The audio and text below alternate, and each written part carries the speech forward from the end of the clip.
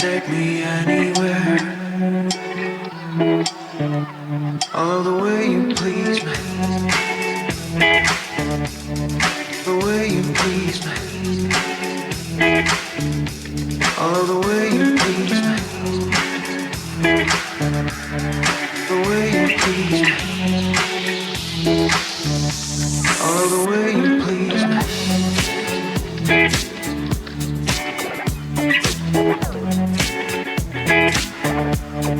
The way you please me.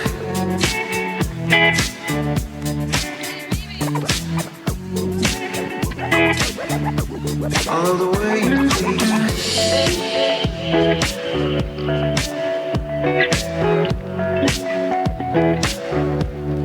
The way you please me.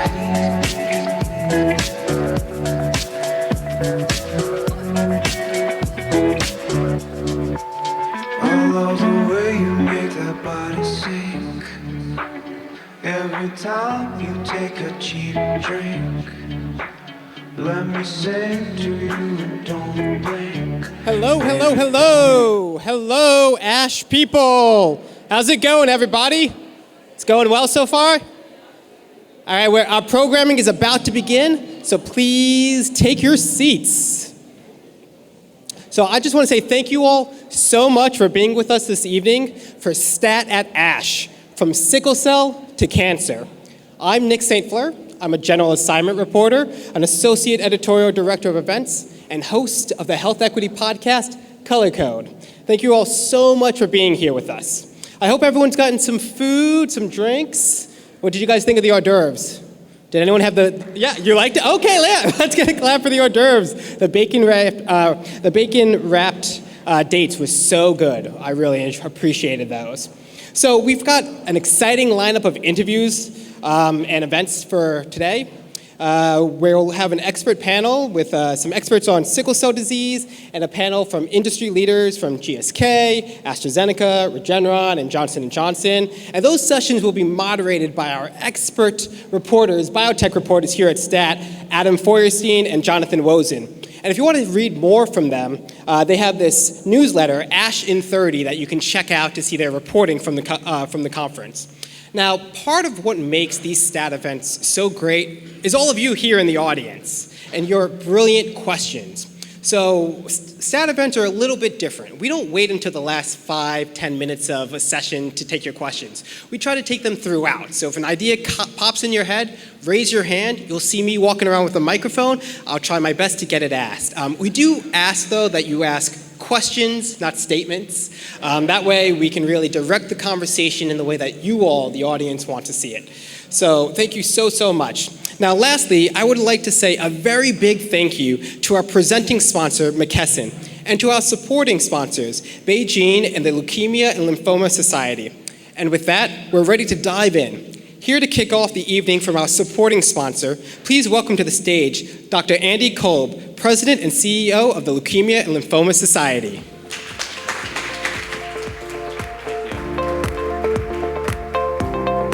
Thank you, Nick, and thank you to STAT for putting this great event on tonight. My name is Andy Kolb. I'm the President and CEO of the Leukemia and Lymphoma Society, and I have the honor of kicking off this great event by sharing with you our organization's bold goal. By 2040, the Leukemia and Lymphoma Society will help enable blood cancer patients to gain more than 1 million years of life. Now, I'm a pediatric oncologist. I have been for 25 years, and this has been the focus of my career. Just this, giving patients and families more time. But it was in 2007, when my wife Holly was diagnosed with lymphoma, that this goal became very personal. See, we had a kid in kindergarten, we had a kid in second grade, we had a lot of living ahead of us, a lot of years ahead of us. Thankfully, 10 years prior to her diagnosis, LLS funded research, groundbreaking research that led to the approval of the world's first monoclonal antibody for cancer, a drug called rituximab. Rituximab saved Holly's life in 2007, and we've had to use it again and again as her disease has come back. But because of rituximab, We have had the opportunity over the last couple years to celebrate the college graduations of those two kids together. We've had 17 years together, 17 amazing years and counting because of this breakthrough innovation. And that's what we do at LLS. We enable the breakthroughs that give patients more time, more years with family and friends. And for 75 years, LLS has been enabling these breakthroughs that help prolong and improve the lives of patients with cancer. Now, Holly's obviously my favorite story of a breakthrough, but I want to share another one with you. I recently met this young man. His name is Austin. Austin was 3 when he was diagnosed with leukemia. By age 5, he ran out of treatment options. So his parents enrolled him on a clinical trial of a CAR T-cell therapy. That trial saved his life. Today, Austin's 16. He's driving. He's enjoying high school. And he has had 11 years cancer-free. 11 years from that one-time treatment. Really a remarkable breakthrough. But breakthroughs like Holly's rituximab, like Austin's CAR T-cells, they don't come easy. These breakthroughs take decades of research. And it was in 1984 when the T-cell receptor was first cloned. And nobody imagined at that time that this would lead to a revolution in cancer care. But LLS was there over the next 30 years, investing more than $50 million to help scientists reimagine the T-cell as cancer therapy. And our progress, our investment in these cures, in these treatments, are driving survival rates for patients and allowing patients to gain more years of life.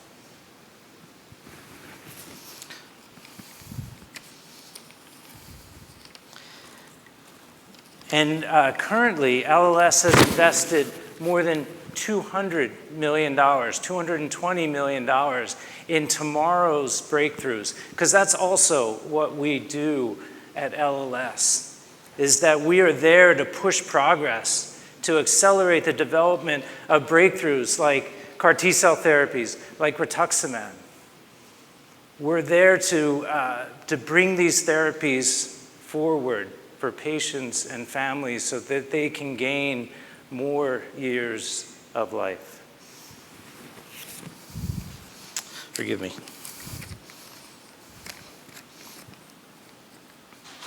And you can read about these treatments and many more in the pamphlets at your seats.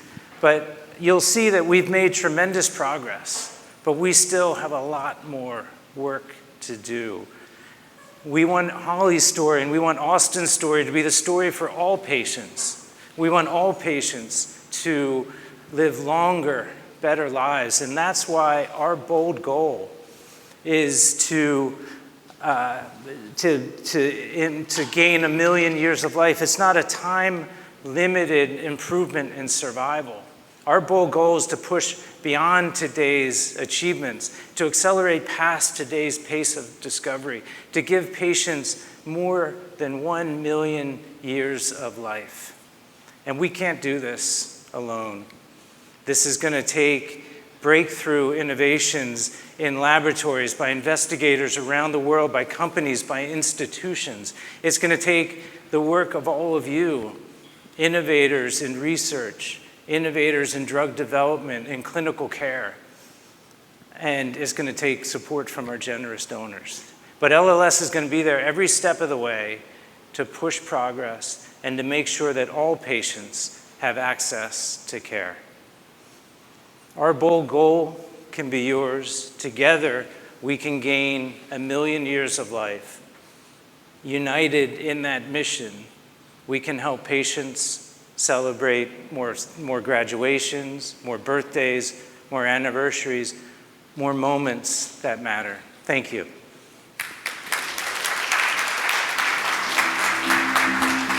Thanks. Can you do this? Thank you so much, Dr. Cole, for sharing Holly and Austin's story. Best of luck with your bold goal. So now for our first editorial session, Sickle Cell at a Crossroads. Please welcome to the stage Dr. Titilope Fashipa, co-director of the Sickle Cell and Thalassemia program at the Texas Children's Hospital and assistant professor in the Division of Hematology Oncology Department of Pediatrics at Baylor College of Medicine. Dr. Julie Cantor, professor of medicine and pediatrics at the University of Alabama at Birmingham School of Medicine and president of the National Alliance of Sickle Cell Centers. And Tiona Wolford, co-founder and CEO of the Sickle Cell Reproductive Health Education Directive. And to moderate, Adam Feuerstein, STAT's senior writer for biotech. Hey, gang. Everyone has such cool titles, much cooler than mine. And we have some really nice mid-century modern furniture to sit on. So I appreciate you guys being here. We're here 1 year ago. Basically, this week, we had the approval of 2 genetic medicines for sickle cell disease, including the first one powered by CRISPR. And then more recently, we had the sort of surprise, it's kind of shocking withdrawal of Oxbryta. Julie's she's already smirking about it. We're going to get into that. Medicine in late September. So we thought this was a really good time to kind of take the pulse of kind of what's going on in sickle cell, where we are, where we're going. And I thought to sort of set the stage, Tiona, I wanted to start with you. When we're doing our prep call for this, you said something that was really striking. You said, I told my doctor I'd be willing to risk anything, even death, to be cured of sickle cell disease. And I want you to elaborate on that to the audience, to really understand sort of what's at stake here. Yeah, absolutely. Let's just jump right in. So about 12 years ago now, I was 19 years old, and I was just at a place where I was just feeling incredibly defeated by sickle cell disease. Growing up, I always felt like I heard so much about sickle cell and pain. And as a child, I really was not having a lot of pain crisis, so I felt like I was pretty healthy. I was getting admitted maybe once a year for acute chest syndrome, but at that age just really didn't understand how severe acute chest could be. And then when I started puberty, that's when things kind of started spiraling out of control. So by the time I was 15, I had both of my hips replaced. I was on chronic transfusions and had a really bad reaction that sent me into acute liver failure. I think I missed like 80% of my junior year of high school, 60% of my senior year of high school. And I was surrounded by people, my peers, who just really didn't understand. So I was having to advocate for myself and fighting against all these stigmas, and it really was just so exhausting. And we talk a lot about the physical toll that sickle cell takes, but not so much the mental toll. So by the time I was 19, I was just ready for a better quality of life, and I ended up at a consultation for a haploidentical bone marrow transplant. And that was when I said that. I told the doctor that I would risk anything, even death, to be cured. I didn't want to be infertile. Mm-hmm. And so I'm glad that you kind of started off with that, because sometimes I don't know if we really realize how debilitating sickle cell disease can be, and just the point of desperation that you reach as somebody who's living with this disease. And Dr. Fashipa, one thing you said to us was, when we talked about this, was, we think about these genetic medicines, and they're, the word cure is tossed around. But what you told us that, this is not a solved problem. This is a disease that is not a solved problem. And I wanted you to maybe explain what you meant by that. I'm so sorry. I didn't catch the word you're saying. I said. Oh no, you said solved. That is not. It's not a. That a lot of people think that we have these cures now. Okay. But when you said it's not a solved problem.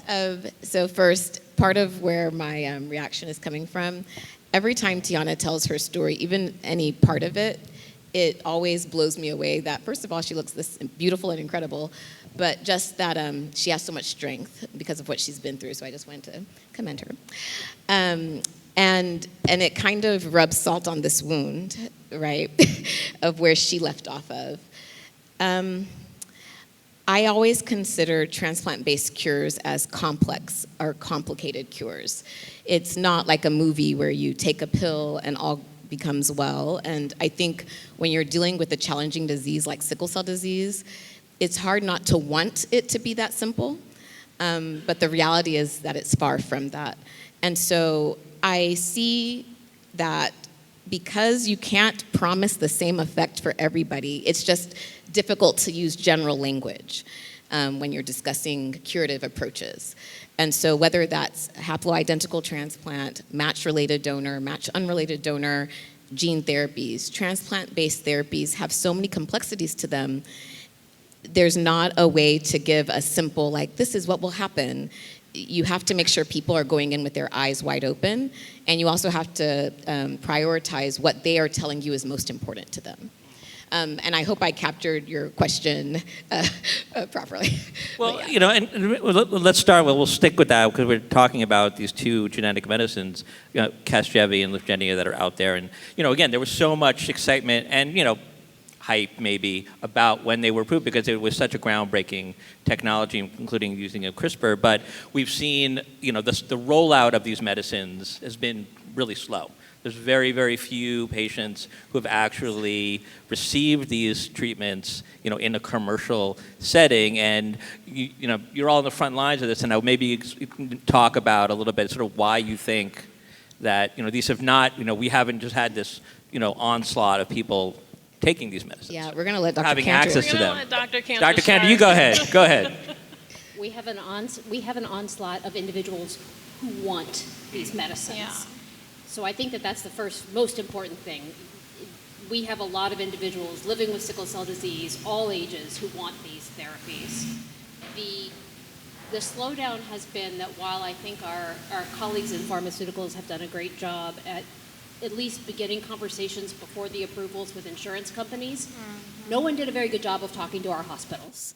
And the hospitals are not set up to lend out $2 to $3 million that will eventually get reimbursed sometime by the payer. And it could be 6 to 9 months between the time in which that is paid and the time in which it is reimbursed. And that's just the simplest way I can explain what's happening. There's so many more complexities than that. And the other thing that I think continues to be an issue is that sickle cell disease is a complicated disease. And suddenly our transplant colleagues are like, oh, we got this. No, you don't. And it has to stay in the hands of the individuals who manage this disease all the time, because just fixing the sickle cell disease or transforming it isn't sufficient. There's a lot more that goes into the care that we deliver. And so when you talk about initiating these conversations with people, if you leave my office the first time after you ask me about transplant or gene therapy and you're like, oh, where's my dotted line? You haven't heard me. So it takes about 10 hours or so of conversation.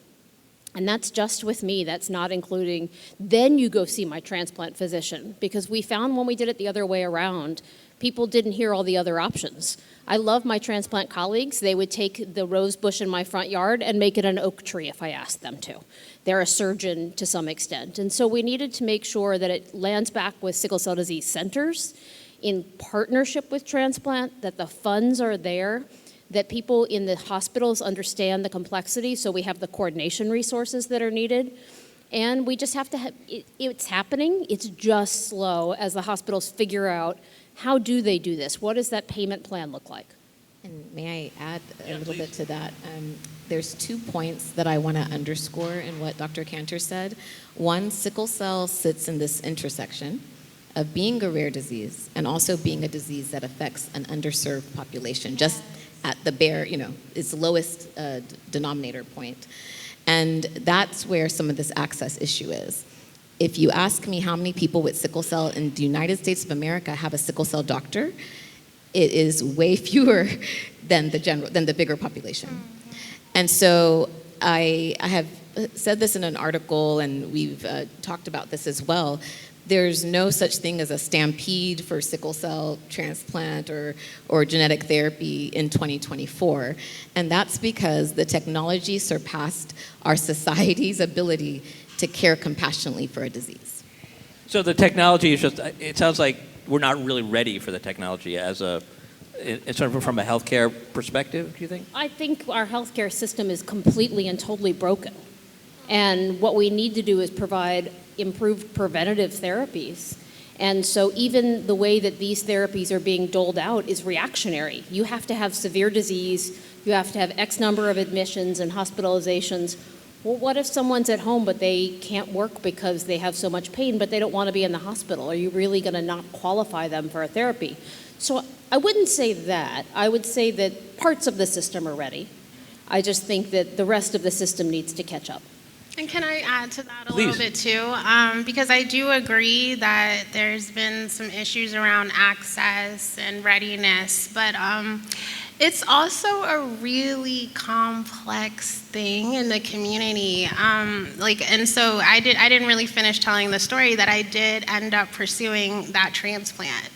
And so I went through the chemo, I went through the radiation, and it was really interesting because I kind of feel like my expectations were not managed. What was told to me at the consult, honestly, was like, the way that you're going, looking at your history, if you don't do this transplant, you will die. And so it was like, even though I already wanted it, once I'm hearing that, I felt like I had no other choice, and then it didn't even work. And so while there are a lot of people who are just kind of like fed up and wanting a better quality of life and wanting to be cured, which is where I was, you do have some sickle cell warriors who are saying like, it's risky and there's so much unknown there. And so some people, especially my age, they're like, I would rather just kind of take my chances and stick with the devil that I know. And then I have caregivers calling me all the time who have young children, and they don't know how to make that decision for their child.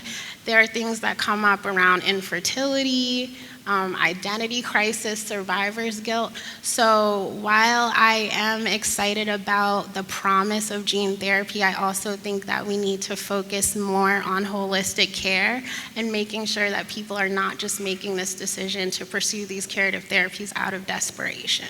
And fertility fertility preservation is an issue that you focus on particularly, right?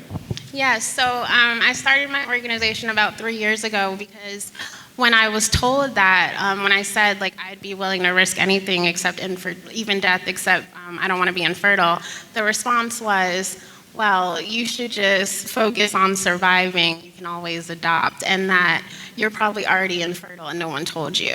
And I was 19 at the time, and that was honestly my first time hearing that there was any type of potential correlation between sickle cell and infertility. And so what I did, I went home, I did a Google search just looking for education on fertility preservation. And when I saw the cost, I started looking into financial resources and basically saw a long list of foundations that would give away grants for fertility preservation, but you had to have cancer. And so long story short, a couple of years ago, I started seeing a new hematologist, and she was the first one to inquire about my fertility status post-transplant. And when she tested all my hormones, she was like, honestly, it's worse than I thought. And if you still want children, we need to start like having another conversation about fertility preservation and do it right away.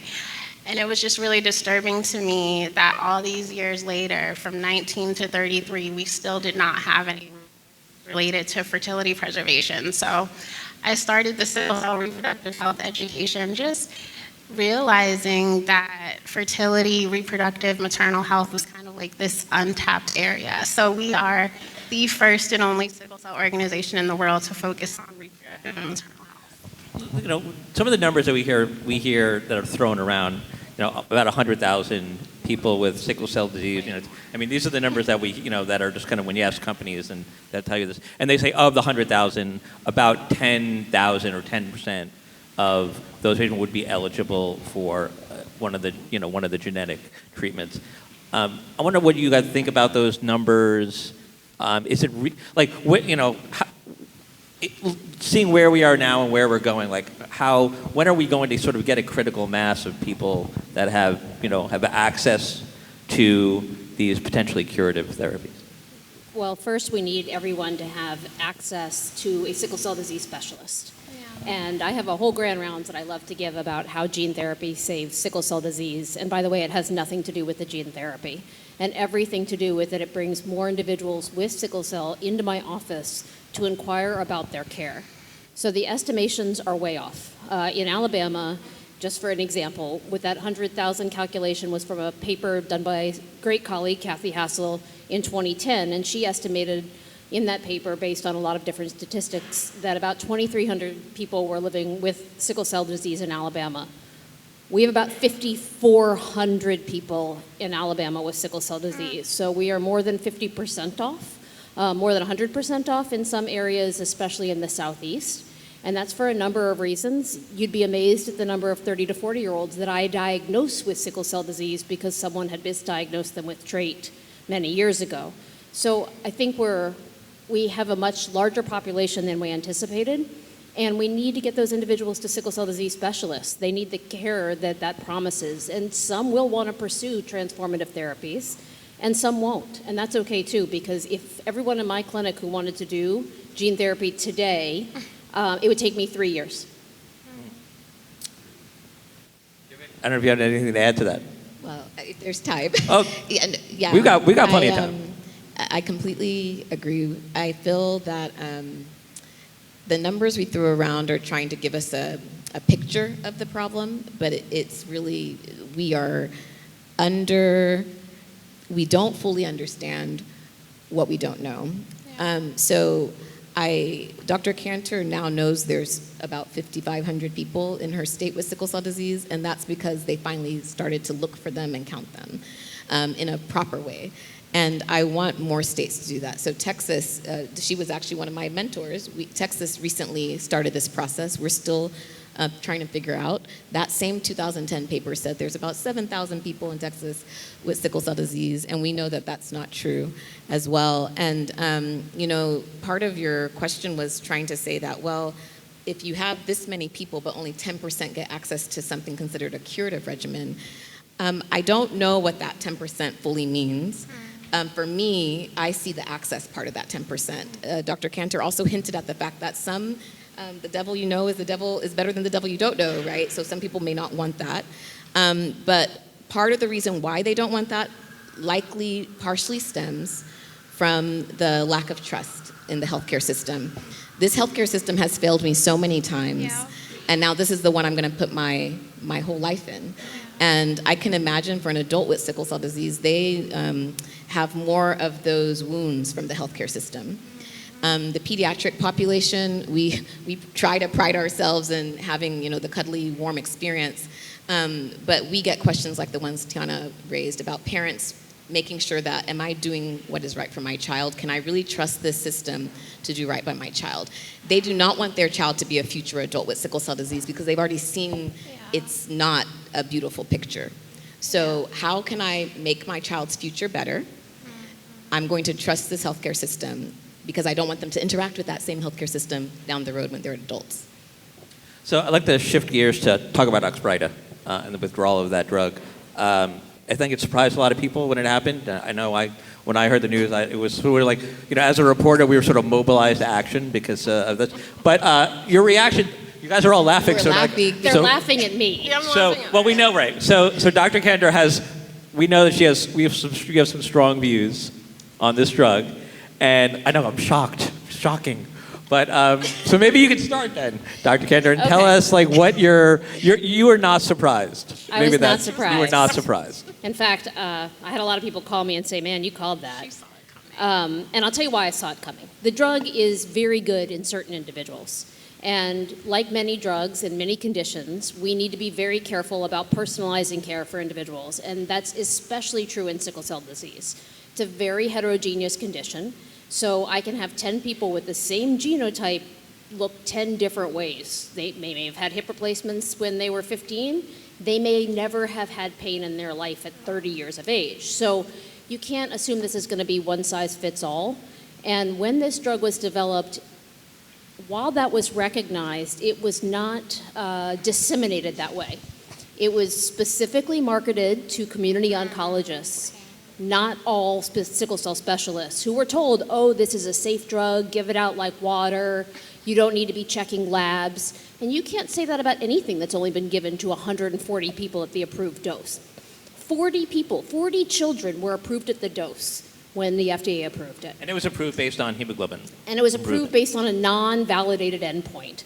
And we could talk about endpoints for days, but I think what is most important, the lessons at least that I'm trying to really scream from mountaintops, is number one, listen to the sickle cell disease specialist, because I called the FDA myself and told them my concerns, and they threw me under the bus. Number one. Number two, when we have drugs in rare diseases, they need to be in the hands of specialists who know what they're doing. You talked about CAR T therapy with the Leukemia and Lymphoma Society. I don't see primary care doctors giving CAR T therapy. So why would they be giving a drug for sickle cell disease? So is this a failure of drug development? Is it a failure of the system and the way the medicine was Both. used? Is it a failure of the FDA for approving it? All of the above. So everyone gets a sort of black check mark? Or Yes, black it's a box good then. drug for some people. You have to use an approved endpoint. You have to listen to individuals with the disease about the endpoints that matter to them, and the specialists who know what happens when individuals take the drug. And then you have to make sure that money isn't your only endpoint, meaning maybe you slow down your sales to make sure they're done well and appropriately and safely so that we protect our individuals. And I think that's where we lost the trust by saying, oh, this is safe and great, without really the data that said that. And so I think we can do better. I don't know if you had anything to add. I don't know how to follow that up, to be honest. Just echo everything that Dr. Cantor said. And just from, a warrior perspective and somebody who is like a leader in the community, I feel like we were all working together when these accelerated approvals were happening. And so there were a lot of people in the community really working alongside these pharmaceutical companies and the FDA. With Global Blood, the company that to really help people be able to trust these industries. And so it really did kind of feel like a setback. And, I haven't really said much about this because I do have a lot of feelings. You can say them here. Ultimately, I have friends that were on that medication who are now back on transfusions. And so I totally agree with Dr. Cantor. I think that we just need to do better.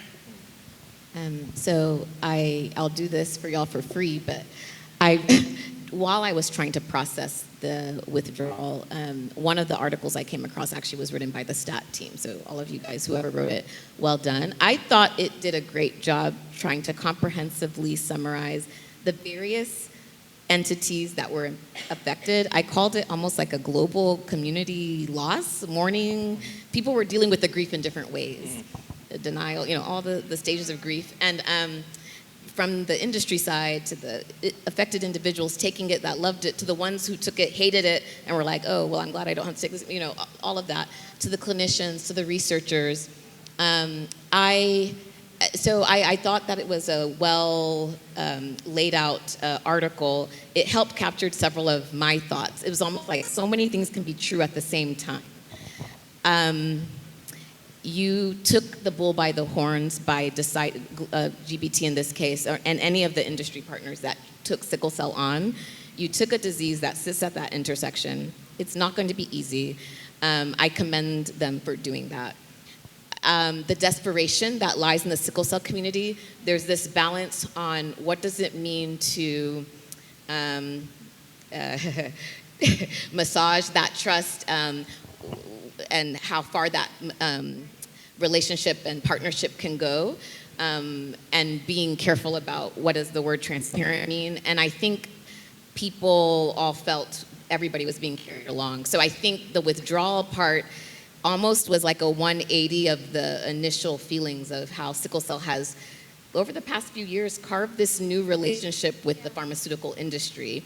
And it's one that you want to continue to preserve. They understand, nobody's stupid. We understand that they want to make money. There's an investor, somebody, or 10,000 stock markets, I don't know, something about lines on a chart. Some things are important. Money needs to be made. But there was this system that if you're going to enter the sickle cell space, you need to be humble, You need to recognize what the community has gone through, and do not take that trust for granted. Do not take it for granted. So no one wins in this situation, and I wonder, looking forward, how do we prevent it from happening again? We have lots of ways to prevent this from happening. I think that what we need is for those that make the decisions, which sadly aren't the three of us, to make sure they're following those recommendations. So first of all, this is a drug I think we may end up wanting to get back. And so I think that's really important. Again, I think, and I'm the biggest naysayer in the room, but I think this drug is very good for some people. Yeah. It's just very not good for other people. Yeah. And we have to be really cautious. So how do we do that? We use data. We've developed now something in the last 5 years called the National Alliance of Sickle Cell Centers. Because before we developed that, you couldn't look up in a book what a sickle cell center was. We could hang a shingle right up here and say, hey, look, we're a sickle cell center. We have standards now. There have been leukemia and lymphoma centers, cancer centers, stroke centers, all of that existed. And a sickle cell center definition didn't. So we have standards. We have a data capture system now that can look at a registry that can capture comparative outcomes. So especially when you think about COVID, how do you even look at outcomes during COVID unless you compare them to other outcomes? And in sickle cell, that's a rare condition, that data is that much more important. So now we have an ability to track data, not just before a clinical trial, during and after a clinical trial. We have a pathway in which we have, I think, a relationship that's going to improve our ability to identify novel endpoints that are validated endpoints. And there was some concerns about this endpoint that were raised, but not paid attention to. And I think we can do better. And I hope the regulators will listen to us as we all work together to do better. Do you feel like you're being listened to enough, or maybe that you're not being listened to, I think that. No, we're not being listened to enough. I used the word tone deaf because I couldn't figure out the best way to capture why are we so upset. Yeah. So I understand that Pfizer, sorry, am I allowed? I don't even know. You can say, Pfizer, you can say it all day long. I understand that any industry company is not just, one person, there's many types of groups. But I think the collective messaging, it came across as tone deaf. And tone deaf means that you tried to get someone to hear something and then they just couldn't capture the tune. They're missing the song. And so I'm still wondering if they're missing the song. Somebody is missing the song. Is that when you say that, are you specifically talking about the way that the withdrawal was handled, or the way that the... Yeah, for me, the way the withdrawal was handled. To some of the points Dr. Cantor raised about how do we approach drug development, part of my struggle was trying to understand, is this only sickle cell? That's my first question. Why is it always sickle cell? Why are we the only, So I was looking things up, and I saw, of course, cancers that you're trying to study, very aggressive cancers that do not have a clear treatment plan. Have undergone similar situations where you bring out a magic drug, everybody hopes for the best, and sometimes it's withdrawn.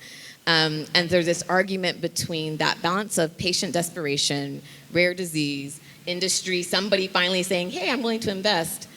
How does groups like the FDA take that information? How do community groups take that information?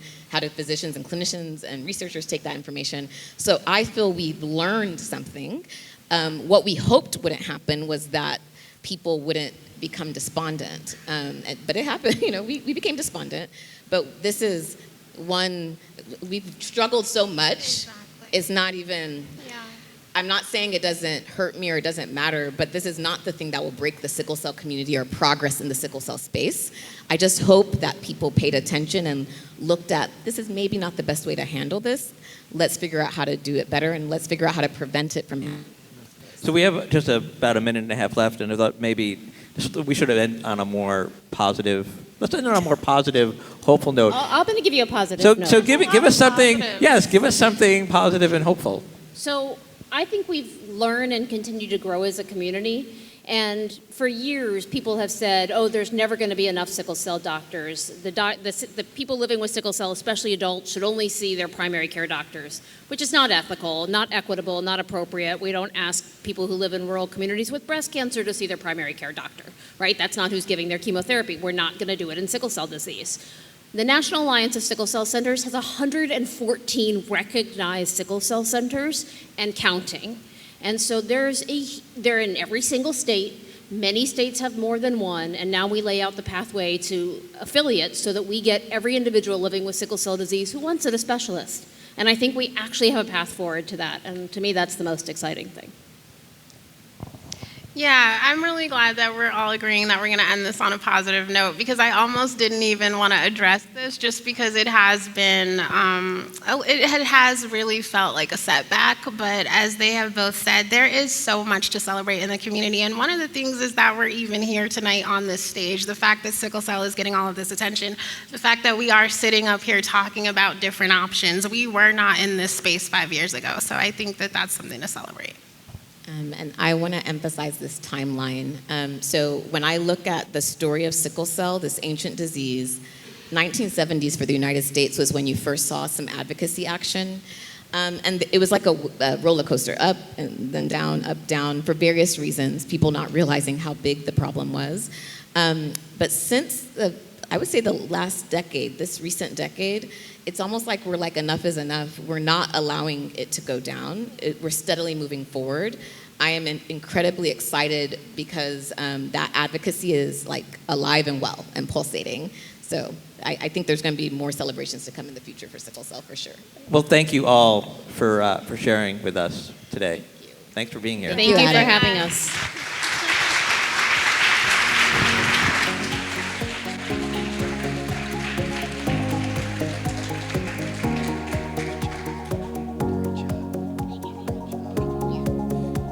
That was an incredible session. Let's give them another round of applause, please. That was really insightful, lively. Thank you, Adam. Thank you, Dr. Fashipa. Thank you, Dr. Cantor and Tiona. And Tiona, thank you so much, especially for sharing your story. That meant so much. So next we have a conversation with our presenting sponsor, McKesson. So please welcome to join me on the stage, Dr. John M. Burke, blood cancer specialist at the Rocky Mountain Cancer Centers, and Devin Womack, president of the U.S. Oncology Network.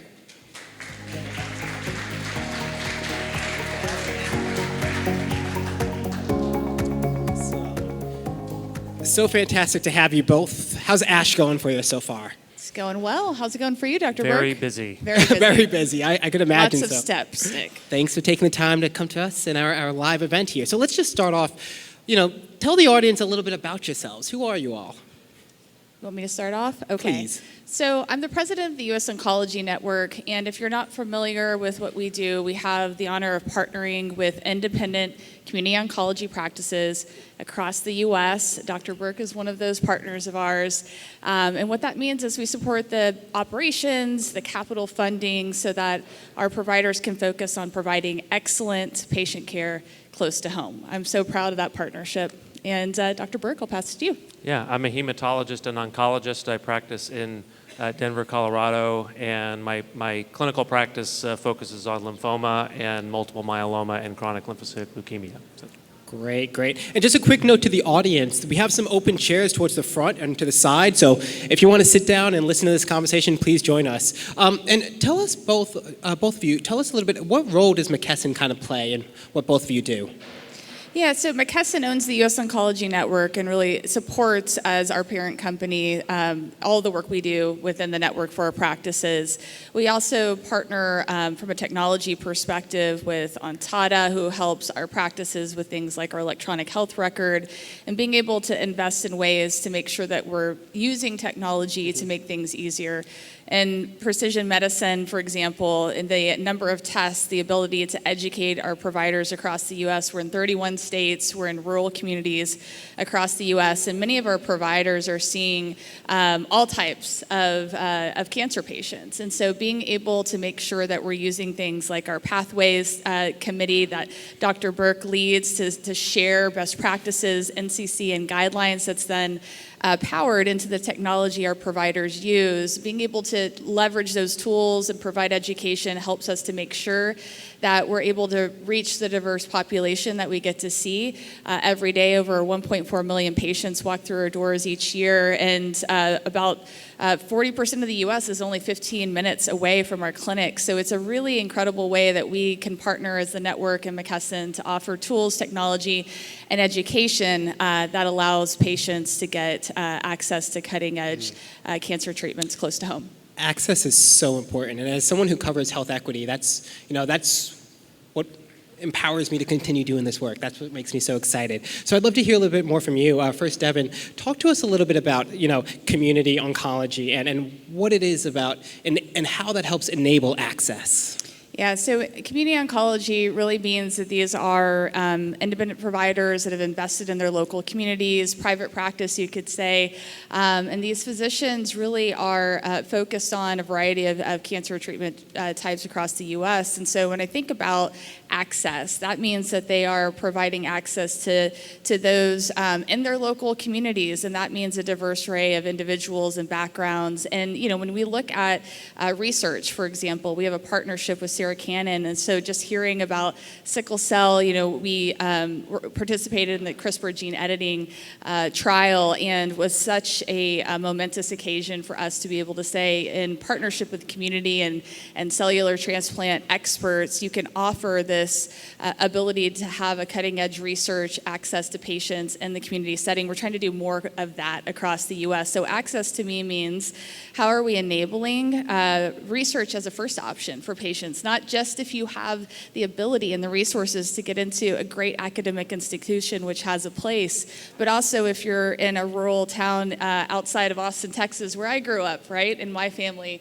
is, that you can also get access to really excellent research close to home. So that's what I think about. And Dr. Burke, same question. Any anecdotes you want to share about community oncology centers and how they help enable access to these precision medicines? Yeah, I think access to precision medicines is an issue in our country. There's for several reasons. I think number one, it's been shown that underserved populations are not having precision medicine tests done enough. And there's, even before that, there's a problem in the development of some of these, in our understanding of gene abnormalities, where some of these studies that have already been done, minorities were underrepresented in those studies. So we really don't have great information on that. So I think the tasks for our society is to develop that information better, and to serve, underrepresented minorities in terms of getting access to some of these tests. And it's an ongoing challenge, it's something that we're trying to work on. And can you speak a little bit more, I guess, from your personal experiences about seeing this firsthand? Yeah, in terms of personal experience, precision medicine is, something that it applies differently to different diseases. So I'm a lymphoma doctor and a multiple myeloma doctor, and so, comparing like a lung cancer doctor, they use precision medicine in one way, I use it in another.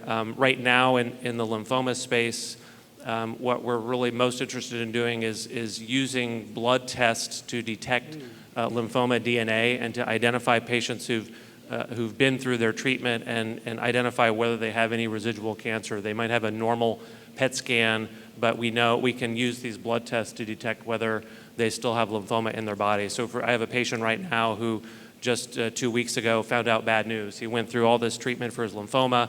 He got a great PET scan. Everything's looking great, but sure enough, this investigational blood test is telling us that actually there's a kitchen fire and the whole house is about to be on fire. He's got residual lymphoma still in his body that we can't see by our conventional techniques, and we need to do something now to put out the fire. Yeah. How do you put out the fire? Yeah, so that's experimental, and we need to figure that out. Right now, there are no standard options for how to put out the fire, so we're testing a novel therapy called an allogeneic cellular therapy or CAR T-cell therapy to try to treat this guy. So while we're on the subject of biomarker testing and such, any other stories or anecdotes you want to share about enabling access to biomarker testing?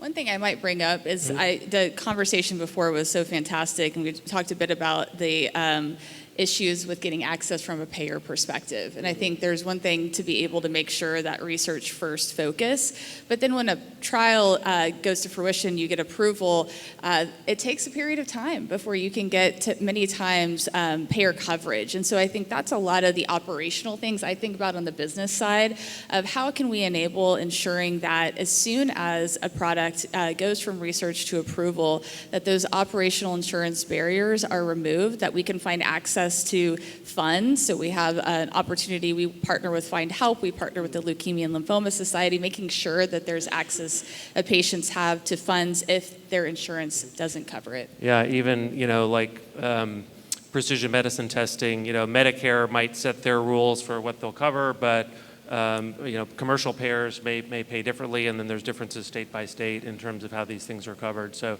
it's an ongoing process to sort of work on securing adequate coverage for when these things, should be done. And Devin, you brought up some of your partnerships, but are there any other partnerships you want to talk about?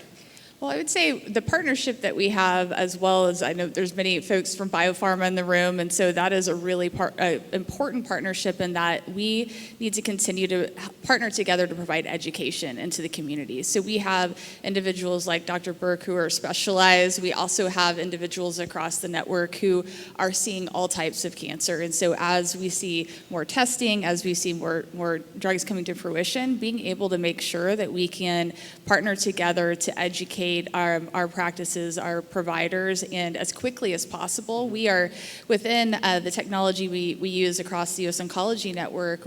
We use AI to connect between the NGS test results of that patient and provide options. Are there research options, trial options? Are there standard of care options? So being able to quickly ingest and then turn those results into action is something that I'm really passionate about, and I think it's going to allow us to enable patients to get the right therapy more quickly. Yeah, I spent the first 3/4 of my day partnering with pharmaceutical companies who are developing drug products and trying to figure out, the best way to offer these trials to patients, try to design the trials appropriately with the patients in mind, and with the right endpoints on the trials, like we just heard about in the sickle cell session too. So it's a constant partnership with developers to try to get this done correctly. So as we wrap up here, any final thoughts on this whole idea about the unlocking the potential and the promise of precision medicine in cancer care? Any last thoughts you want to share with the audience? I'll start with you, Dr. Burke. I would say it's an ongoing process. The way precision medicine should be applied in oncology and hematology practice last year is different than the way it's applied now. There's really, at this meeting, there are going to be changes implemented in precision medicine and who should get it and when they should get it. So it's sort of an ongoing process, and we're not sort of close to the end here. There's a long way to go to sort of improve how we do this. So, yeah. I'm really inspired. There's so much opportunity, so many breakthroughs, and now we're seeing this convergence of technology really starting to actually be an enabler, and so I think that's going to mean a much more powerful impact for patients in the future. Hey, thank you both so much for your time. We're out of time here, but thank you for sharing. And Dr. Burke, I really hope you all are able to put out that fire there with that patient. Sure, Thank you so much. Too. Thank you for sharing that story. I'm just in awe of that. I hope everything works out. Well, thank you both so much. All right, thank you. So, go ahead. We're on to our next editorial session. So please welcome to the stage for a session on the future of blood cancer drugs, Dr. Hesham Ahmed Abdullah, Senior Vice President, Global Head of Oncology Research and Development at GSK, Susan Galbraith, Dr. Susan Galbraith, Executive Vice President, Oncology R&D at AstraZeneca, Dr. Andres Surlik, SVP of Hematology Clinical Development Unit, Head at Regeneron, and Dr. Mark Wildgust, Global Vice President of Oncology Medical Affairs at Johnson & Johnson Innovative Medicine, and to moderate Stat's West Coast Biotech and Life Sciences reporter, Dr. Jonathan Wozen.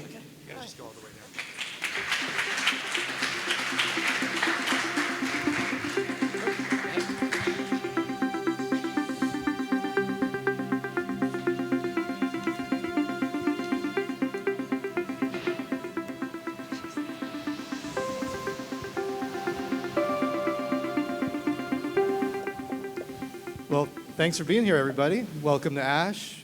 Welcome to my hometown here in San Diego, and welcome to our event. Thank you guys for being here as well. Glad we can get an extra chair so that we didn't have 4 people bunched up on the couch, which might have been entertaining too. Anyway, looking forward to having you all as part of this conversation about the future of blood cancer therapy and sort of hematology more broadly. And definitely want this to be a conversation. So if you have questions, ask them early, ask them often. Nick's going to be floating around. Generally speaking, the best questions in the room aren't on these little cards. They're actually in the room. So please feel free to take advantage of that. I thought maybe we could start off by getting each of you to talk a bit about sort of what the biggest development from your respective companies has been in hematology, in blood cancer over the past year or few years, and sort of what that says about the direction that you see yourselves going in moving forward. And maybe, Hesham, I may ask you to start. You guys have, I think GSK, you have a really interesting story around the sort of rise and fall and maybe a resurgence of BlendRep. So if we could get you to talk a bit about that, that'd be great. Yeah, well, thank you very much, Jonathan, for the opportunity. And it's great to be here to talk a little bit about BlendRep as well, too. It's it's a story that I'd probably say not a lot of drug developers have had experience with, right? To be able to, have this experience initially with the DREAMM-3 results where we don't necessarily see the drug meet its primary endpoint, but demonstrates what is probably very interesting clinical activity and almost behaves similar to when compared to a doublet regimen of Pomdex. But what was interesting, this is the really interesting part, is as we started looking through the data, what you could see is it gave us a better understanding of the mechanism of action of the drug, right? And that's what's really important. So you look at some of the science behind how the drug was designed mechanistically. So it has this trimodal mechanism of action.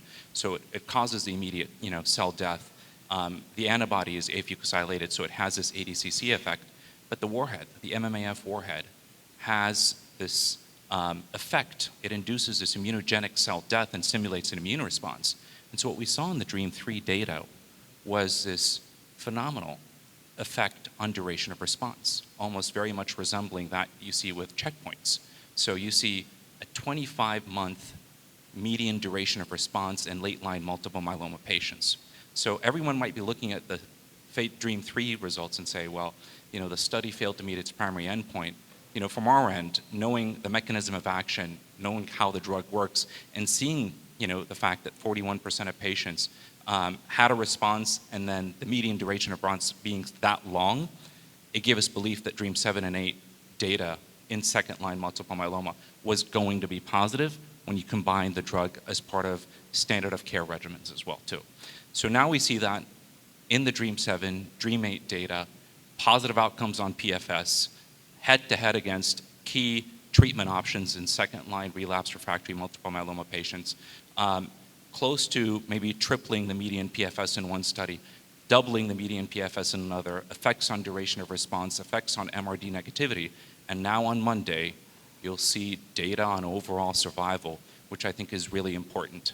When we talk about solid tumors or heme malignancies, physicians, patients, what's important to them? What's important to them is how long they can potentially see their patients or the patient living, and living well, which is really key. And in this instance, oftentimes for us as drug developers, we think about landmarks for survival, and the first one that comes to mind oftentimes is 5-year survival rates. If you've got a drug that can improve or have an effect potentially on 5-year survival rates, you're doing something really good for patients. So I urge everyone to be in the center on Monday morning to see the data. It'll be really important. It'll help shape the future of relapsed refractory multiple myeloma, but also moving forward into newly diagnosed multiple myeloma as well. And this will be certainly a key proof point in how we think about how BlendRep will be reemerging to help impact patients and improve outcomes for them moving forward in this space. And so, as you mentioned, really interesting presentation coming on Monday. We'll also probably have a story running on it for stats, so a little plug for that as well. I mean, so you talked about the reemergence, but of BlendRep, but potentially you'd be moving into a kind of competitive, crowded space, right? There are CAR T therapies, bispecific antibodies. We'll sort of get to Mark and J&J in a moment. I mean, what space do you see for like, what's the sort of niche or the pitch you'd make? I would say probably, Jonathan, the most important thing that we always think about from the GSK standpoint is we need to understand the patient. So the patient journey, the biology of the disease, certainly how they think about what's important to them, whether it be in terms of outcomes, whether it be in terms of tolerability, whether it be in terms of access. Access is really important for patients. And when we think about where multiple myeloma patients sit, the majority of them are being seen in community settings and really need access to drugs that could be administered on an outpatient basis. So if you ask me, where does BlendRep fit in?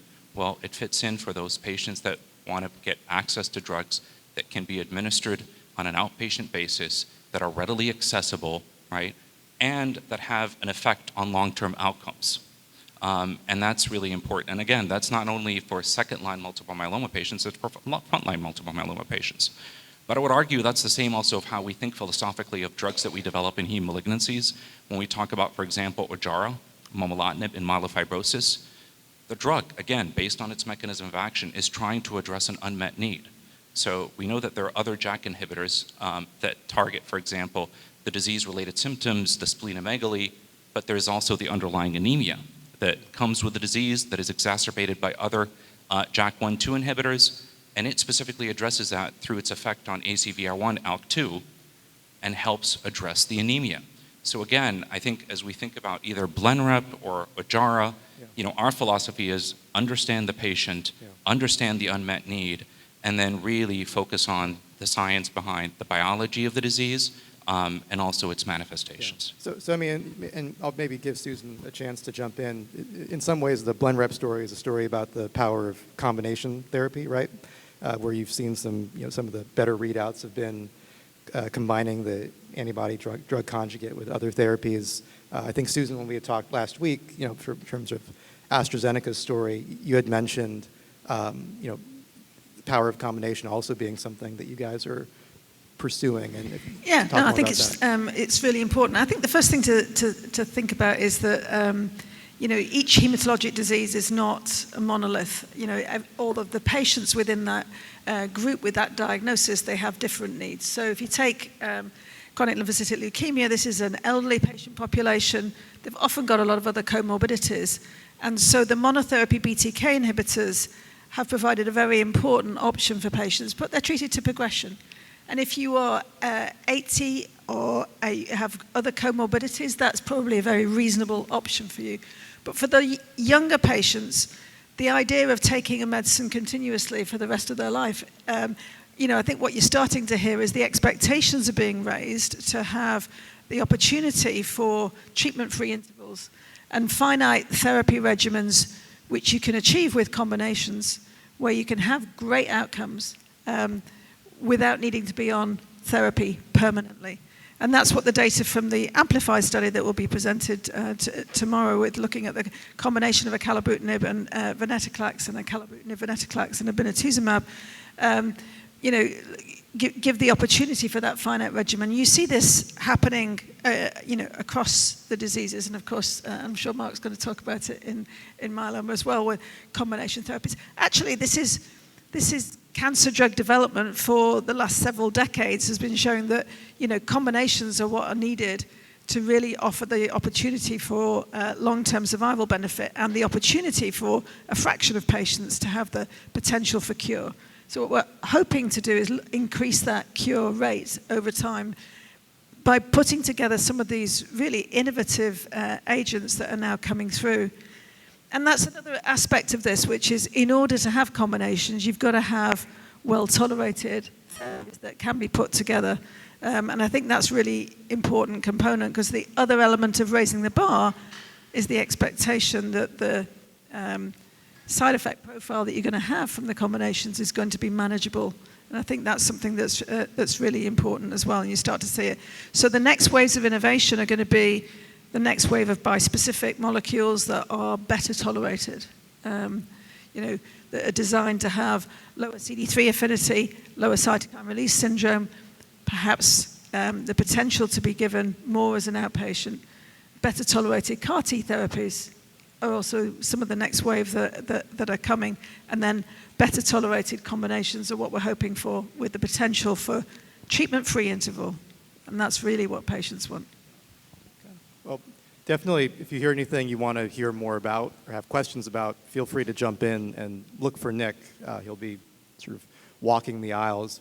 But Andres, one thing that was interesting when we sort of were on the prep call last week, you had talked about, from a Regeneron perspective, looking for opportunities to use monotherapies earlier in the course of disease, and just wondering how you think about that, just to kind of get some different perspectives here on approaching hematology. Thank you for the question.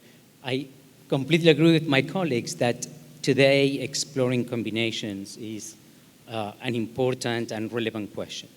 But we believe that the level of efficacy and actually the safety profile of bispecifics in late lines of therapy is unprecedented. I mean, when you look at, we have a drug that we've been exploring, livosaltamab, in multiple myeloma. The level of response that we are seeing in late lines of therapies as a monotherapy, the depth of the responses, the durability of the responses are game-changing. So one question that is begging to be asked is, can we bring these therapies to early lines of therapies as monotherapy? And if you really think about the transformation in the field of hematology and what has happened over the past few decades, we went from chemotherapy to targeted therapies, bispecifics, rituximab, and so forth. It's been remarkable.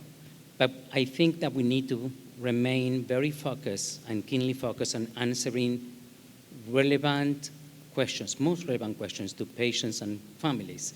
And can we give better tolerated drugs in early lines of therapy? Can we potentially cure with these new technologies and drugs patients that before we couldn't even imagine? So we have taken a very bold approach. So when you look at what we are doing in myeloma, what we are doing in lymphoma is we are exploring combinations. We believe that that will have a place in the treatment paradigm of patients. But for example, in lymphoma, we are exploring monotherapy odronextamab, which is our CD3 by CD20 bispecific in follicular lymphoma, as a monotherapy versus R-CHOP. For decades, nothing has displaced or moved R-CHOP. And I think that on Monday, we'll be presenting what I think is very exciting data, showing unprecedented levels of complete responses in a cohort of patients in our safety leading for our pivotal trial. So I think that is giving us a hint that this is possible. And with that in mind, the other question that I mentioned is very relevant is, can we potentially go with these better tolerated, safer therapies to pre-malignant conditions? And we are all exploring it in combinations, but we also believe that there is a room and potential for monotherapy in those patients' populations, smoldering multiple myeloma, MGUS, and so forth. So that's where we are today, taking that bold approach. Yeah. Good. Well, Mark, to bring things to you in J&J, you guys had a really interesting presentation coming up, also announcement about a month ago around some positive data around smoldering myeloma. So these are patients who are at high risk of developing multiple myeloma but haven't just yet. And just wondering, what the thought process was in going after that group of people who obviously don't quite yet have cancer, and so maybe in some ways you could question or have a debate around the risk-benefit of treating them. And now that you have this positive result, which maybe you can talk about a bit too, is this sort of the new direction for you guys in going after disease before people really have disease? Great question. And I think, first of all, I think we have to kind of take a step back for a second and ask ourselves, what have we changed in heme malignancies? And I think that we've changed this idea of treating to progression. And certainly at J&J, right, we're really looking towards treating to cure. And that's the conversation that we're changing. And when you think about treating to cure, you start asking yourself, where do you go for cure? If you look at multiple myeloma, for example, today, every newly diagnosed myeloma patient has a daratumumab regimen. And in each one of those, we've improved survival, extended those outcomes, and improved that for patients. And today, every newly diagnosed patient has a triplet, has a quad, whether it's high risk, low risk, whatever age they have that. And that's a step forward for us in terms of that. If you take a look at what we've been doing with cilta-cel from Carvykti in terms of multiple myeloma, we're really changing the conversation in terms of long-term outcomes. We're starting to ask ourselves, what do those curves look like for progression-free survival? They're not straight down anymore, they're plateauing. And actually, we're changing that idea of what is that goal. We're changing the conversation to 5-year PFS, which is off therapy, which is a definition of cure for patients. So we're really changing that idea of cure. And I heard some of my colleagues talking about bispecifics. You know, we have some of the very first data here at this meeting looking at Tecvayli in newly diagnosed patients. And after 3 cycles of Tecvayli with standard of care therapy, we're seeing those patients in MRD. And we've worked with many of the community on the endpoints for MRD. Those MRD endpoints are your surrogates getting towards cure. That's what we're being focused on. And when you think about where we're moving the disease, it is towards cure. And so a part of that too is asking yourself, can we cure and intercept in those patients with high risk smoldering disease, where we know those patients are going to progress to multiple myeloma? Can we intercede before they have an osteolytic lesion where they have a pathologic fracture? Can we intercede before they have renal failure?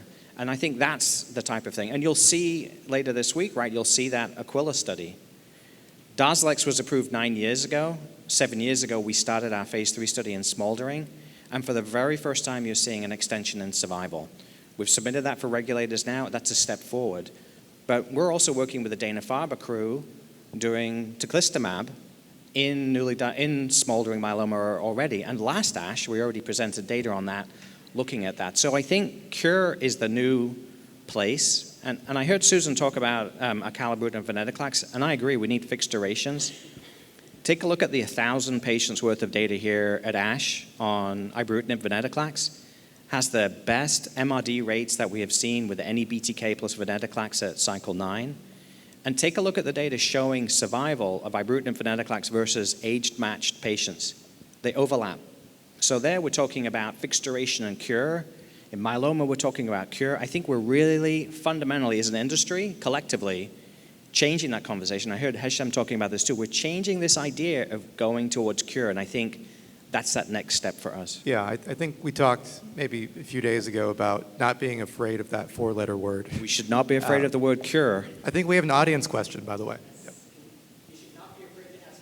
Wow. So we have a question here from Ayman Mohammed from Mount Sinai. Hi, I'm a med student, and it's really exciting to hear about all the new modalities that your companies are pushing forward. One question I have is inspired by Dr. Abdullah's comment about the DREAM-3 study potentially not meeting its endpoints, but still providing useful information about the mechanism of action. And I'm just curious, as we think about the future of blood cancer drug development, oftentimes a lot of the most important information comes from studies that don't have positive results. So I'm wondering how you guys feel, or what the company's policy is on the publication of data with negative results, and how you weigh that against your corporate interests versus really understanding how drugs work and what doesn't and why it doesn't. Great question. Who wants to take that one? In terms of publication, we publish the results whether they're positive or negative. I mean, that's that's just what we are doing. And we have it on the clinical trials database, and there's sort of working really hard to make sure that we can actually get those results out, within a defined period of time from the closure of the study. I think the other piece that is changing is also, consideration of making sure that the people that and the families of patients that have actually participated in trials get the information back about actually what happened as a result of that. And I do see efforts across the industry where we're actually improving on all of those aspects. I mean, you heard in the sickle cell session, which was a fabulous session, by the way, about the importance of trust and not to be taking that trust for granted. And one part of that is truly about the transparency, whether the trials are positive or negative, to publish the results and to give the data back to so that people can learn from it. So we're absolutely committed to doing that. It does take time and it does take resources, but we're committed to doing it. Maybe Hesham, did you want to chime in quickly? And Mark, if you want. No, I did, and it was just maybe a build on what Susan's saying, really around publishing results and data from studies to not only inform the community and help advance science, but to Susan's point, it's also about getting data out to patients.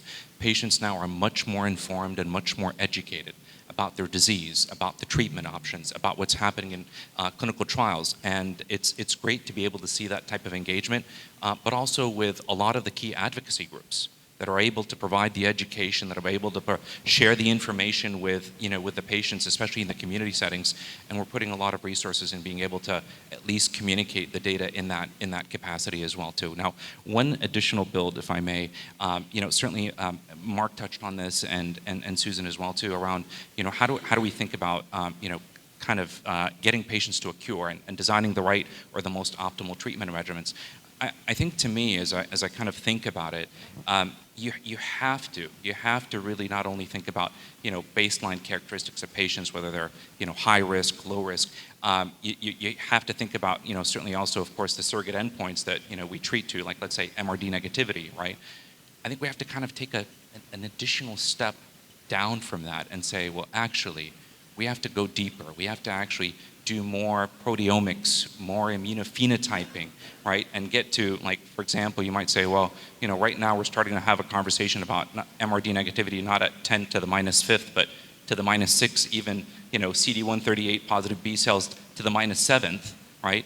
Beyond that, we have to really be looking at changes that happen either in being able to identify if there is any residual clones from the original tumor, right? Are they there? Are they not? And if they're there and the patient is MRD negative, is there this kind of intact immune response that's happening where it's keeping it in check?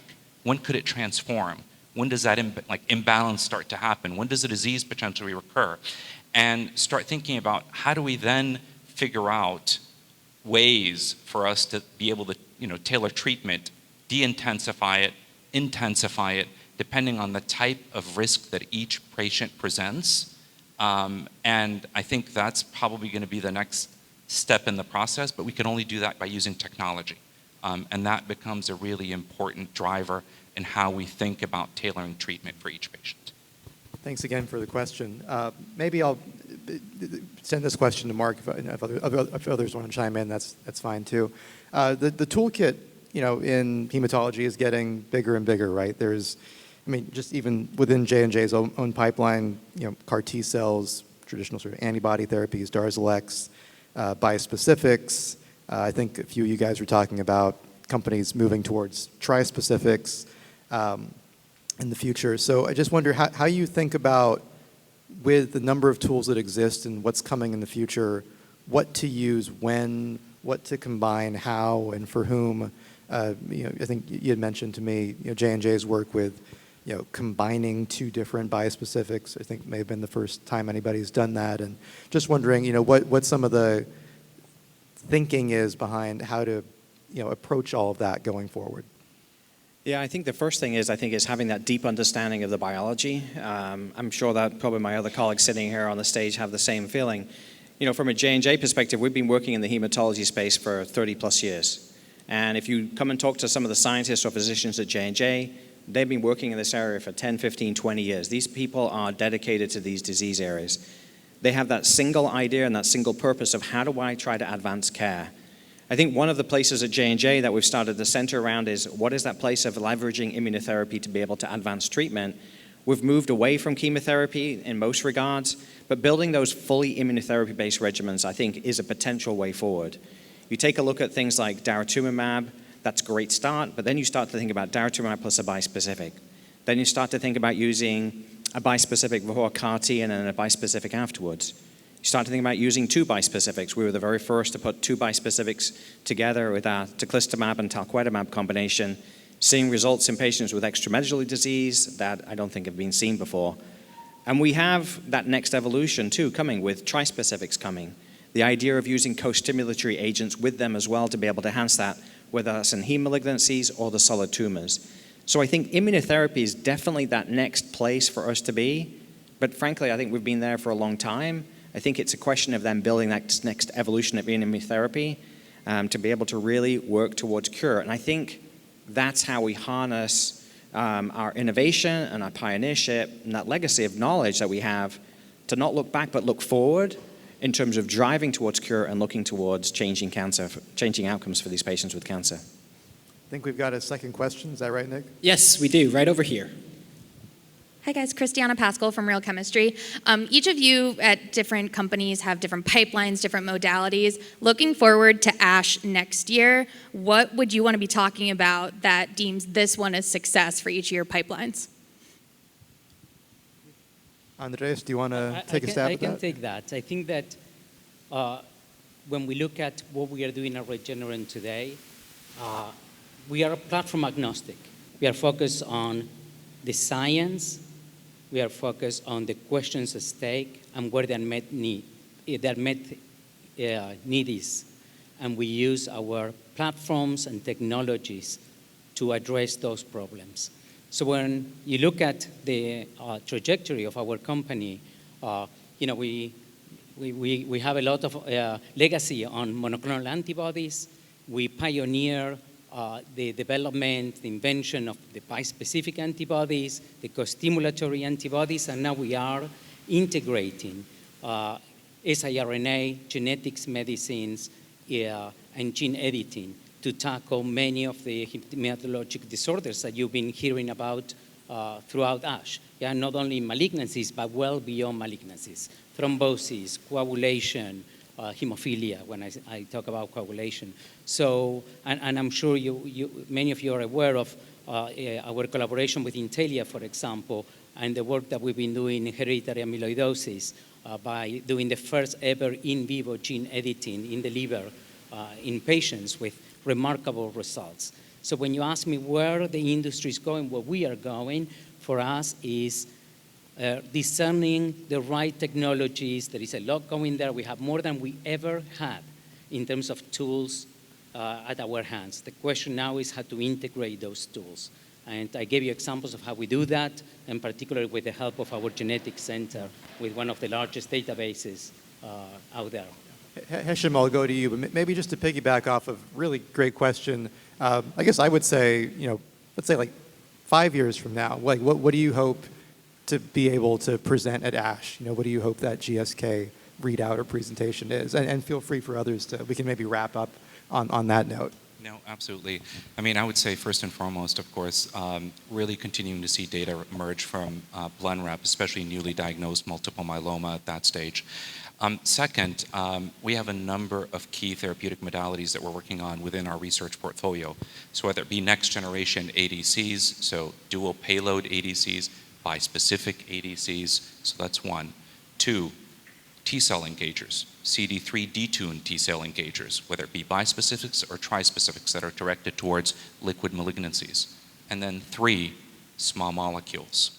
So I think for us at least, the ability to be able to look at across all three therapeutic modalities and how they could potentially offer different tailored combinations for patients with different types of liquid malignancies is going to be really important, whether it be multiple myeloma, whether it be myelofibrosis, or looking ahead to myelodysplastic syndromes and AML as well too. Yeah. Susan, ASH 2029, AstraZeneca. So ASH 2029, off-the-shelf cell therapy, really at the scale and efficacy, but better tolerability as well compared with what you've currently got. Bispecifics that are tailored to CD8 targeting. We've got preclinical data that's at this ASH, so I very much hope that that's going to come forward and again offer the potential for better tolerated agents. And those put together with, again, better engineered and better tolerability for cytotoxics in the form of ADCs delivering. and then combinations of all of those coming through. That's what I hope we'll be delivering. And Mark. Look, I think the headline in 2029, I don't think we're going to be talking about PFS rates anymore. I think we're going to be talking about measuring efficacy based on 5-year cure rates. And I know I heard the question before, what we're going to have next year. Don't wait till next year in terms of ASH. Wait till the summertime. We're going to be talking about what those cure rates should be in myeloma from late lines to early lines. And at J&J, we have this idea, maybe it's audacious, of looking to cure 1 in 2 patients with myeloma. I think we're going to get there faster than we think. Watch this space for next year. I talked about looking at the curves. Those curves for those PFS curves are changing. They're no longer straight down.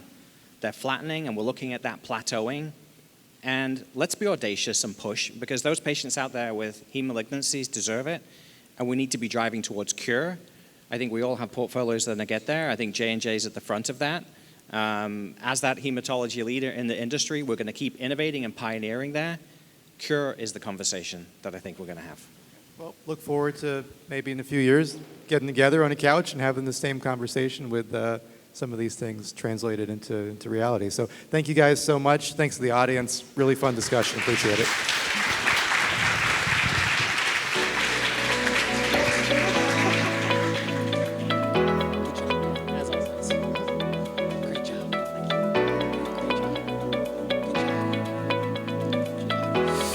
Awesome. Hey, thank you all for that great discussion. Now, up next, for a spotlight from our supporting sponsor, please welcome to the stage Dr. Mehrdad Mobasher, Chief Medical Officer, Hematology at BeiGene.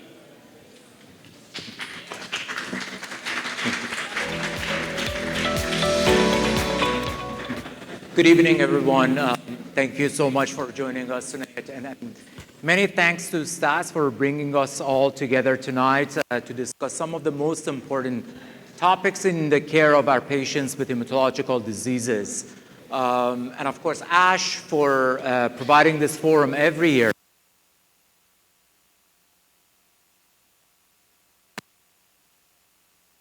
This forum for experts from around the globe to discuss the most important topics in research and development for hematology. We heard a lot from my colleagues at different panels, and it was really inspiring to me to see our shared commitments. It doesn't matter patient advocacy groups, patients, and different companies, that we all have the same shared goals. And now it's too loud. And we know that we have made a lot of advances in the care of our patients, but we certainly have a long way to go. And that was at least a take-home message for me. At BeiGene, we are really committed to transforming the care and lives of our patients with hematological malignancies, particularly CLL, with our current and our future pipelines that we are putting together. For me, it has been really a great pleasure to be part of the global development of Brukinsa, our BTK inhibitor. BTK inhibitors were mentioned a couple of times tonight, and I think they have been key in treating some of the hematological malignancies specifically, particularly CLL, and it has been really helpful in improving the outcome of our patients. Brukinsa specifically as a molecule was designed to address some unmet need of patients and also be successful when some other BTK inhibitors haven't been. And what stands out, for example, is 5 indications that we have with this medicine in the US with hematological malignancies, and with the superior efficacy and safety that we have seen and the good tolerability has really become a foundational treatment in CLL. But as we advance the science and treatment options for our patients, it's really important for us to understand and know what exactly our patients want. And that has been mentioned several times tonight. And I want to mention, for example, there was a survey recently in CLL patients, and we asked them, what is the top priority for them? And we realized that top priority is not just the efficacy, but the overall safety and tolerability of, for example, BTK inhibitors is very important for them some side effects like atrial fibrillation, infections, and some of the adverse events that really interfere with daily activities of our patients. Here at ASH, we are presenting 3 key abstracts that really showcase Brukinsa has addressed some of these needs of patients. One is the longer follow-up of our pivotal study in frontline CLL that now we show with more than 5 years of median follow-up, the efficacy sustains and the rate of side effects is low, including atrial fibrillation. Similar to our pivotal study, we are showing data in a rollover study. Basically, these are patients who rolled over to one study from our very early studies, phase 1s, with Brukinsa, and we similarly show high overall response rate, and particularly CRs in these patients who have now remained on treatment for a long time, and with efficacy that's durable. But also importantly, the side effect profile doesn't change. And in fact, as these patients remain on treatments, the side effect rate decreases every year. And third, we have a study that enrolled patients who were intolerant to other BTK inhibitors. And this ASH, specifically, we are presenting a cohort of patients who are on acalabrutinib before.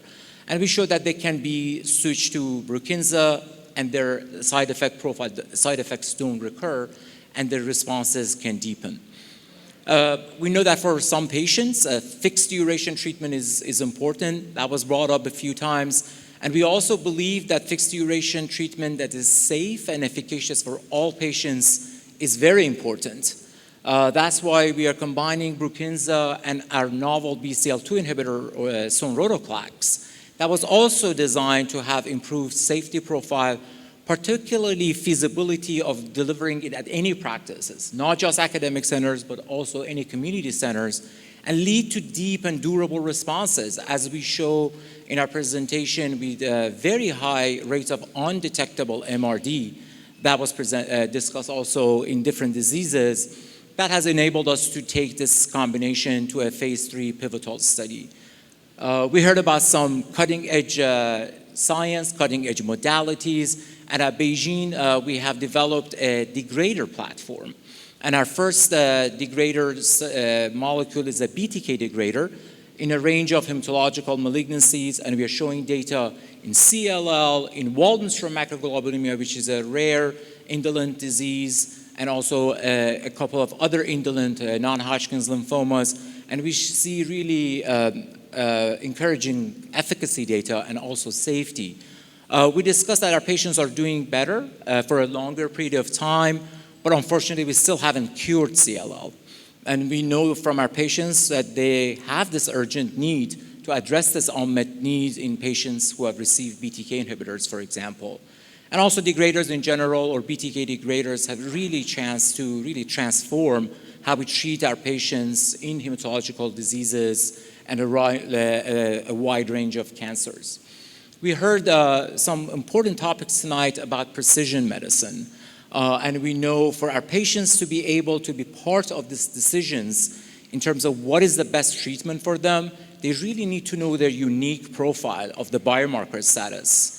And that's why we have partnered at Beijing with the CLL Society, which is a key group that focus on CLL patients, to really power the Test Before Treat campaign, which is a campaign that really increases awareness of healthcare providers and patients about the importance of doing these biomarkers, these molecular tests, particularly before treatment and every treatment.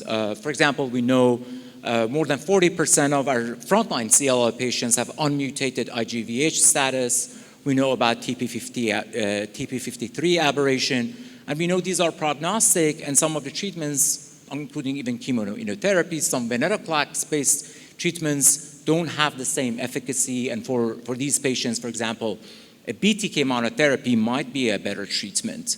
And we really think this biomarkers should be part of patients' overall information and the data, as we all believe in data-generated decisions for physicians and patients. And I really like the comment earlier about that we are not done with the precision medicine, the biomarkers that we know now, and we collectively need to improve the precision medicine as well.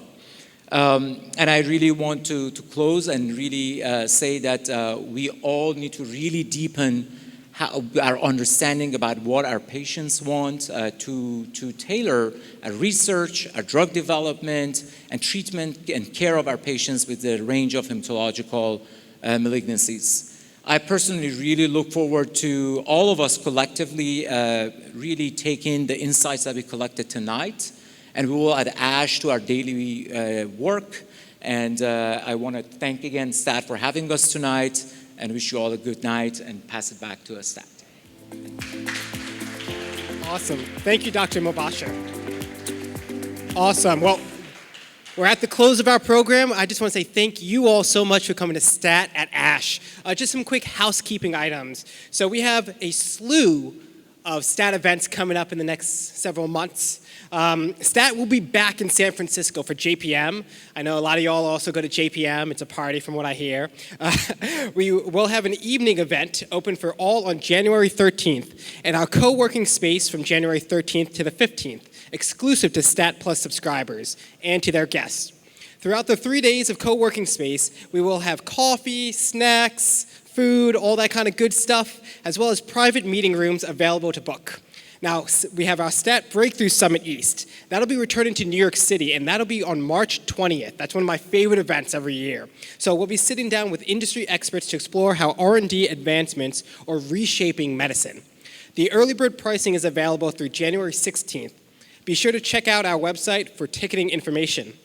And then we have our Stat Breakthrough Summit West. So that's when we bring all of our stat stuff back here to the West Coast in San Francisco. That'll be May 14th. And we'll be exploring the impact of AI and emerging tech in healthcare. Such a hot topic. I know you all are interested in AI, so be sure to come join us in San Francisco.